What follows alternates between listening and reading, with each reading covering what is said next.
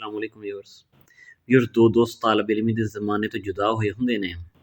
ਤੇ ਇੱਕ ਅਰਸੇ ਬਾਅਦ ਉਹਨਾਂ ਦੀ ਮੁਲਾਕਾਤ ਹੁੰਦੀ ਹੈ ਤੇ ਜਿਹੜਾ ਨਾਰਮਲ ਜਿਹਾ ਸਟੂਡੈਂਟ ਸੀ ਨਾ ਉਹ ਜ਼ਹੀਨ ਫਤੀਨ ਲਾਈਕ ਸਟੂਡੈਂਟ ਸੀ ਜਿਹੜਾ ਕਿਸੇ ਦੌਰ 'ਚ ਉਹਨੂੰ ਪੁੱਛਦਾ ਹੈ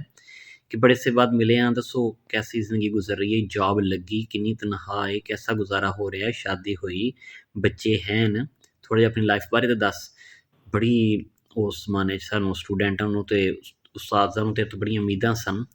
कि तू कुछ ना कुछ ज़िंदगी च अच्छा ही करेगा ते मैनूं अपनी लाइफ बारे च दस ते सही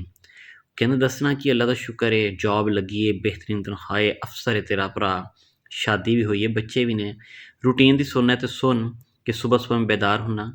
सब ना पहला अपने लिए ते अपनी वाइफ लिए बैटी तैयार करना किचन च जाके असी वो जी दोवें बह के बैटी पीने हूँ दोनों मैं परख लैना कि पप्पू दे डायपर दे बदलन का टाइम हो गया है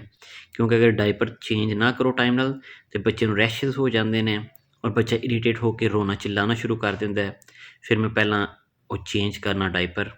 उस तो बाद फिर मैनूं पता हुंदा कि ऑफिस का टाइम स्टार्ट हो रहा है मैं एक स्लाइस लेना जैम लगाना बेहतरीन कॉफ़ी स्ट्रांग जी तैयार करना फिर तेरा भरा कार च बह के ठाठ नाल कॉफ़ी पींदा पींदा स्लाइस खांदा खांदा दफ्तर पहुँचदा है दफ्तर च रूटीन वर्क तैनूं पता हुंदा 1-1:30 बजे जो हुंदा टाइम लंच दा मैं मर्जी दे रेस्टोरेंट च फ़ोन करना ऑनलाइन खाना आंदा वो खाना खाईदा शाम पै जांदी ते अपनी मर्जी दे रेस्टोरेंट तो जनाबे आलिया ड्राइव थ्रू च लग के बेहतरीन कोई डील लई दी है वापस अपने घर आई दा बाल बच्चे ने बह के बेहतरीन करके रोटी छोटी खाई दी है फिर सौ जाइए अगों फिर वही रूटीन जी अगे तेन दसी है तू दस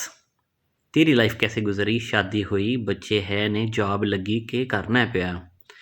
वो हुण रूटीन सुन के ना जो नॉर्मल जिहा स्टूडेंट सी वो बड़ा भैड़ा जिहा मूँह बना के आंदा है कि मेरे दोस्त होण ते मेरे नाल भी कुत्ते वाली डई है पर मैनूं तेरे कोल दसना नहीं आना